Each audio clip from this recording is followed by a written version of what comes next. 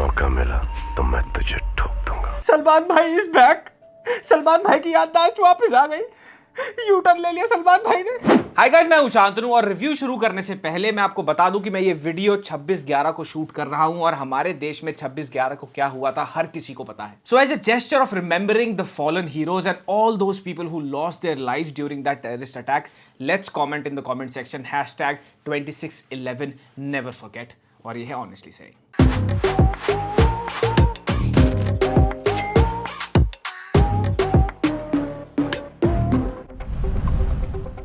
क्या आपको याद है सलमान भाई हम दिल दे चुके सनम वाले? Do you remember the Salman भाई फ्रॉम तेरे नाम? क्या आपको याद है वो सलमान भाई जो हमने देखे थे प्यार किया तो डरना क्या में? And do you remember that Salman भाई जो थे गर्व में? इन शॉर्ट, क्या आपको याद है वो वाले सलमान भाई जो एक्टिंग करते थे और एक्टिंग करने की एक्टिंग नहीं करते थे? तो अगर आपको याद है वो सलमान भाई जो एक्टिंग करा करते थे और जिनके हम कहीं ना कहीं हर कोई उनका फैन था किसी ना किसी कैपेसिटी में, that exact Salman is back with अंतिम। इसका मतलब हम कुछ नहीं करेंगे। करेंगे, दिमाग से खेलेंगे।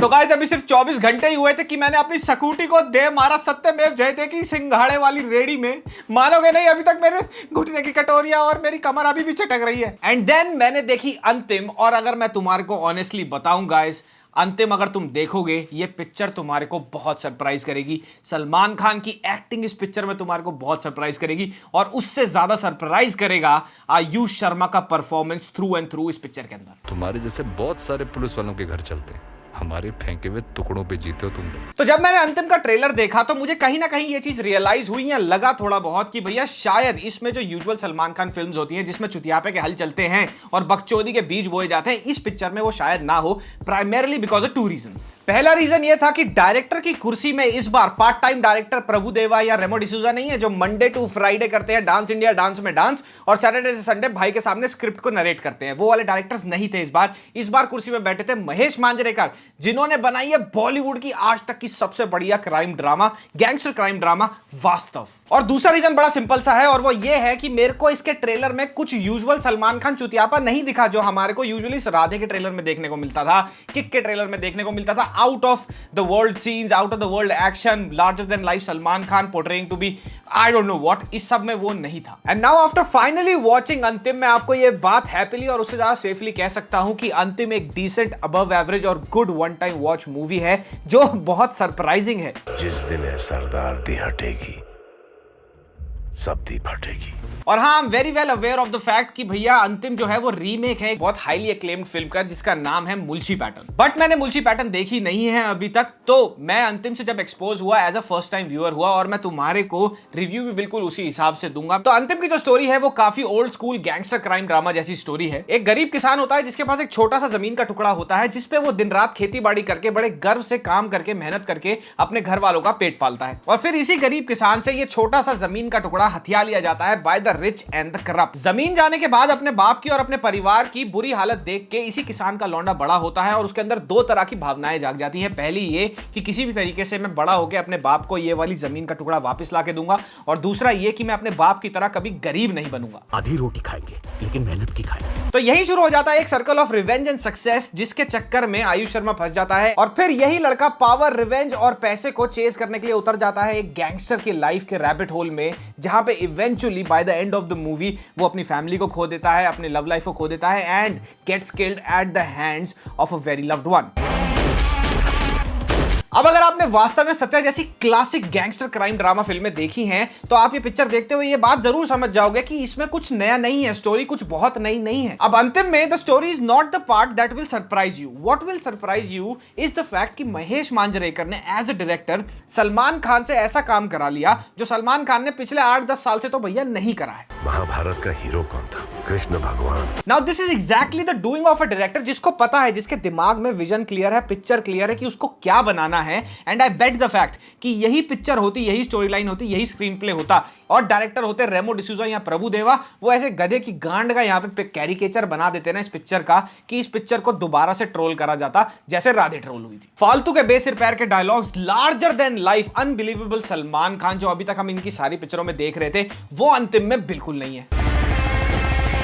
अभी तक सलमान भाई जो अपनी पिक्चरों में लॉजिक, सेंस और फिजिक्स के साथ तू झुक मैं लगाऊं खेल रहे थे, वो इस पिक्चर में सलमान भाई ने किया ही नहीं। सेंस बन रही है यहां पे चीजों की। Throughout watching this movie, you will realize that अंतिम brings out a Salman Khan जो थे तो, पर इतने टाइम से बाहर नहीं आ रहे थे क्योंकि वो बिजी थे चुतियापा करने में। और उनकी हर चुतियापे से भरी रीसेंट फिल्म देखकर हमारे को कहीं ना कहीं यही लगता था कि यार क्या कभी सलमान खान इस चुतियापे वाले स्केप से यहां से निकलेगा, कभी इस कमरे में ताले लगेंगे, क्या ये कोई बढ़िया रोल करेंगे? और वही हुआ अंतिम के साथ। He does a very good role in this movie. मैं तेरी तरह गुंडा नहीं बना, मैं बना गुंडे दा बाप, पुलिस वाला। Another thing that I felt while watching this movie वो ये है कि भैया महेश मांजरेकर अपने दिमाग में तो क्लियर थे ही थे, but he also made it very clear to Salman कि उनको चुलबुल पांडे वाला पुलिस वाला नहीं चाहिए, दबंग वाला पुलिस वाला नहीं चाहिए इस पिक्चर में। Mahesh wanted Salman to become a police वाला जो भैया दबंग में हम देखते हैं उससे कंप्लीटली अलग हो, और वो इस पिक्चर में अलग से निकल के आता भी है। आपको दिखेगा कि वो कितने सटल तरीके से थ्रू आउट द पिक्चर उनकी प्रेजेंस है, बट कहीं भी वो प्रेजेंस आउट लाउड नहीं होती है। इनफैक्ट जो पिक्चर में डिप आते हैं एक दो जगह पर, वो यूजुअली हमने सलमान की पिक्चरों में कैसे देखा, भैया आए हू हल्ला करते हुए आए, तड़कते भड़कते हुए आए और वहां से उन्होंने पिक्चर का ग्राफ ऊपर खींचने की कोशिश करी, बट इसमें ऐसा नहीं होता है। वो सटली एंट्री करते हैं हर जगह and he blends into the whole canvas. तू पुणे का नया भाई है, मैं पहले से हिंदुस्तान का भाई हूँ। The funniest thing in the movie is the fact कि भाई को जो भी डायलॉग दिया गया है वो भाई ने बड़ी जबरदस्त तरीके से बोला और उसका सेंस बन रहा है। वरना यूजुअली राधे जैसी पिक्चरों में भाई के डायलॉग कैसे होते हैं, बोले खुद ही हंसे, क्रू वाले हंस दिए, बाकी ऑडियंस तो ठीक है। मैंने कहा था ना कि जिस दिन सरदार की हटेगी सबकी फटेगी। अब बात करें आयुष शर्मा की एक्टिंग की, तो ऑनेस्टली सेइंग गाइस ये उसकी पहली पिक्चर थी जो मैंने देखी। अब ऐसा नहीं है कि उसने बहुत ही कोई आउटस्टैंडिंग काम किया, अवार्ड विनिंग काम किया है, बट जब आप पिक्चर देखोगे आप रियलाइज करोगे ये चीज कि उसने बहुत अच्छी अबव एवरेज से अच्छा ही काम किया है पिक्चर में। एक young upcoming and hungry for power and revenge वाले गैंगस्टर का रोल उसने बड़ी कन्विक्शन से प्ले किया है। पिक्चर में आयुष के फाइट सीन्स देख लो, कोई भी डायलॉग डिलीवरी देख लो, लव सीन्स देख लो, तू सिखा दे। स्पेशल चाय बोलते हैं उसको। हर जगह पे उसने काफी सही काम किया है। बहुत आउट एंड लाउड, बहुत बढ़िया काम नहीं करा है कहीं पर भी जहां पे आपको ऐसा लगेगा कि भैया गूज बम्स आ गए उसकी एक्टिंग देख के, बट आपको ऐसा भी नहीं लगेगा कि उसने बहुत बुरा काम किया है। जो बहुत सारे लोगों को लग रहा है कि आयुष शर्मा ये पिक्चर पुल ऑफ कर पाता, मेरे हिसाब से तो उसने बहुत बढ़िया काम किया है अपनी कैपेसिटी में रहते हुए। मैं पूरी थाली खाऊंगा, वो भी स्वीट डिश के साथ। बढ़िया बात पिक्चर की यह है कि इस पिक्चर में कोई हीरो का एस्टैब्लिश नहीं करा जाता है। दोनों में एंटी हीरो के कैरेक्टरिस्टिक्स हैं कहीं ना कहीं। कोई जमा हुआ हीरो नहीं है पिक्चर में, जैसे यूजुअली सलमान खान की पिक्चरों में होता है कि भैया यही हीरो है, यही सबको मारेगा। ऐसा नहीं है। यहां पे सलमान के आपको ग्रे शेड्स देखने को मिलेंगे जब वो पिक्चर के पीछे रहता सारा का सारा ये तांडव रचता है कौन किसको मारेगा, और फिर Ayush comes in and does the dirty job. पूरी पिक्चर में कहीं भी जो हम यूजुअली सलमान खान की पिक्चरों में देखते हैं क्रिंज मोमेंट्स जो आती हैं वो है ही नहीं। अगर होती तो मैं बेधड़क बदतमीजी से उसको कॉल आउट करता, लेकिन इस पिक्चर में ऐसा कुछ नहीं है। हाँ, यहाँ पे एक बार और सलमान भाई के मिड सेक्शन को सीजीआई किया गया है और एक दो छोटे मोटे फाइट सीन्स ऐसे हैं जो थोड़े से अनबिलीवेबल लगते हैं, but I don't think so they matter because वो पूरी की पूरी पिक्चर में कैरी ऑन नहीं होते। जैसे राधे में हुए थे थ्रू आउट अनबिलीवेबल स्टंट्स थे, यहाँ पे ऐसे नहीं है। इनफैक्ट जो फाइटिंग सीक्वेंसेस हैं वो बड़े दिमाग लगा के कोरियोग्राफ करे गए। पिक्चर के गाने बहुत ही बिलो एवरेज हैं, nothing that will stick with you for long, but जो पिक्चर का बीजीएम है जो किया है रवि बसरूर साहब ने, वो भी साउथ के एक म्यूजिक कंपोजर हैं, उन्होंने ही दिया है इसमें बैकग्राउंड म्यूजिक भी, और बहुत ही जबरदस्त काम किया है। बहुत अच्छा बैकग्राउंड म्यूजिक है। थ्रू आउट द मूवी एक टोन बनी रहती है। पिक्चर में Varun DiCaprio, Brad Pitt, Dhawan भी है, but by God's grace Jesus Christ in the name of the Ram Mandir of the good Lord उसको कोई भी डायलॉग नहीं दिए, थैंक गॉड। वो बस डांस करने आता है और घर चला जाता है। अब आपको सलमान भाई और आयुष शर्मा की परफॉर्मेंसेस तो प्लेजेंटली सरप्राइज करेंगी ही, बट साथ ही साथ जो सपोर्टिंग कास्ट में दो शाइनिंग कैरेक्टर्स हैं इस पिक्चर के अंदर, वो हैं सचिन खेड़कर और उपेंद्र लिमे। सचिन खेड़कर प्ले करते हैं आयुष शर्मा के फादर, जो होते हैं एक farmer wrestler, celebrated farmer wrestler होते हैं, और बहुत बढ़िया तरीके से उन्होंने इमोशंस में रह के कैरेक्टर को पकड़ के चला, कहीं पे भी क्रिंज नहीं किया उन्होंने। Upendra Limaye on the other hand plays the role of the godfather of Aayush Sharma who actually brings him into the world of crime. Nikitin Dheer और जिशु सेन गुप्ता और गैंगस्टर्स का रोल प्ले करते हैं, और उनका रोल भी है सब्सटेंशियली इस पिक्चर के अंदर, and whatever they have done does good justice to their roles. Mahima Makwana plays the role of Mandana who is the love interest of Aayush Sharma in the film.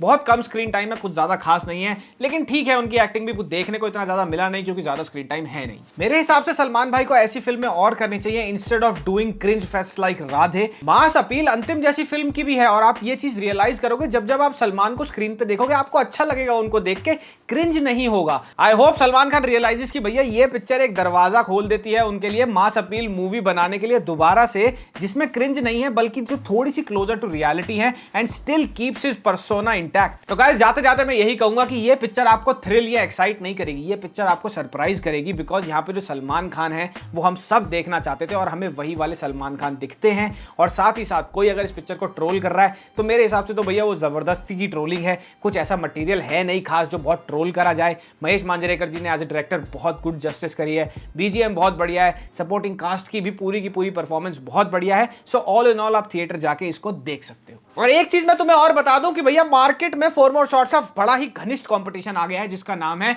Hookup और हिकअप। उसको करूंगा मैं अगले हफ्ते पिकअप और फिर हम उसको करेंगे रिव्यू। तब तक के लिए बाय बाय।